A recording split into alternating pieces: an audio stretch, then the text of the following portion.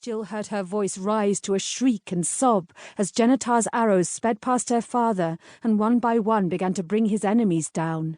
At last, Rhodry was through, leaping off his horse in time to catch Cullyn as he fell, and the battle noise faded away into the sound of her own sobs and Levian's frightened voice, barking orders to the servants. Jill looked up straight into Levian's face and realised that her ladyship had her arms tight round her. Leaning over her was Dwiggin, captain of the fort guard. "Your Grace!" he burst out. "What? Dweomer, you dolt!" Levian said. "What else could it be? And her a friend of Nevyn's and all." Jill's tears stopped, wiped away by the icy realisation that Levian was speaking the truth. She felt herself shaking like an aspen in the wind as a servant ran over with a bit of elderberry wine. Levian forced her to drink it.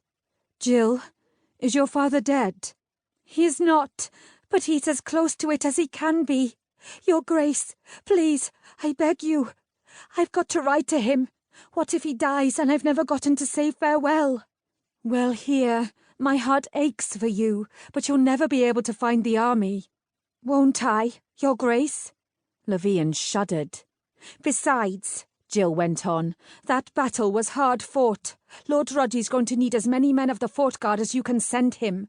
I know I can lead them straight there. I truly do know it. They're only some 20 miles away. Please, Your Grace." Levian sighed and stood up from the bench, then ran shaking hands through her hair. "Done then," she said at last. "Dwiggin, get 30 men ready to ride straight away." As Jill ran up to her chamber to get her gear, she was cursing her weird, hating herself and hating the Dweomer for taking her over. But for her beloved father's sake, she would use any weapon that came her way.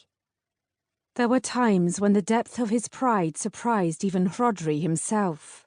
His back hurt so badly from the kicks and bruises of the day before that he could barely stand, and now that the berserker fit had left him, he was feeling every new blow that he'd gotten, but he drove himself to accompany Sliggan on a tour through the sombre camp. The men were bringing in the dead from the battlefield. Everywhere, Rhodry heard men cursing or keening as they recognised dead friends. They needed to see their Cavradoc on his feet. "Do we call this a victory or not?" Rhodry said. "Corbyn's the one who fled, eh?" Down near the supply wagons, Genitar and Calendariel were standing guard over the prisoners, who slouched on the ground in 2s or 3s, clinging together for comfort. Most were wounded, but they'd have to wait for the chirurgeons to finish with Rhodry's men. "Any news of Cullyn?" Genitar asked. "Still the same." Rhodry wearily rubbed the side of his face. "I came to thank you." "No thanks needed. He did his best to save the life of a friend of mine. I would have loosed more shafts, but I was afraid of hitting you and your men. I came close enough to killing Cullyn as it was." "Better you than one of those scum." "Well, you pulled him out in the end, eh?" Sliggan laid a fatherly hand on Rhodry's arm. "All that matters, eh? In the laps of the gods now." Rhodry nodded. He could never explain, not even to himself in any clear way, just why it was so important that he be the man who saved Cullyn. He should have pulled him out of the mob just so they would have been even on that favour. It was important, perhaps the most important thing in his life, that each owe the other nothing, and yet he couldn't say why. His tunic red with gore, Aderin trotted up with a couple of servants laden with medical supplies. "Your men are all tended, Lord Cavradoc, but Nevyn said to tell you that Lord Dormir just died." Rhodry tossed back his head and keened. Now a noble-born man had died for his sake. Sliggan tightened his grip on Rhodry's arm and swore under his breath. "I'll be working on the prisoners," Aderin said. Beckoning to the servants, he walked away, looking for those who were the worst off.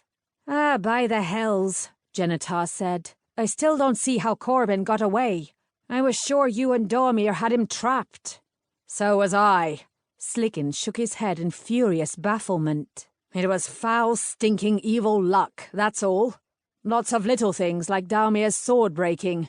And then that horse went down in front of mine and I couldn't reach him. Luck. Ill luck." One of the prisoners laughed, an hysterical mutter under his breath. When Rhodry swung around to look at him, he flung up one arm and cringed back. His blonde hair was crusted with blood. "I'm not going to strike a wounded man," Rhodry said. "But what are you laughing about?"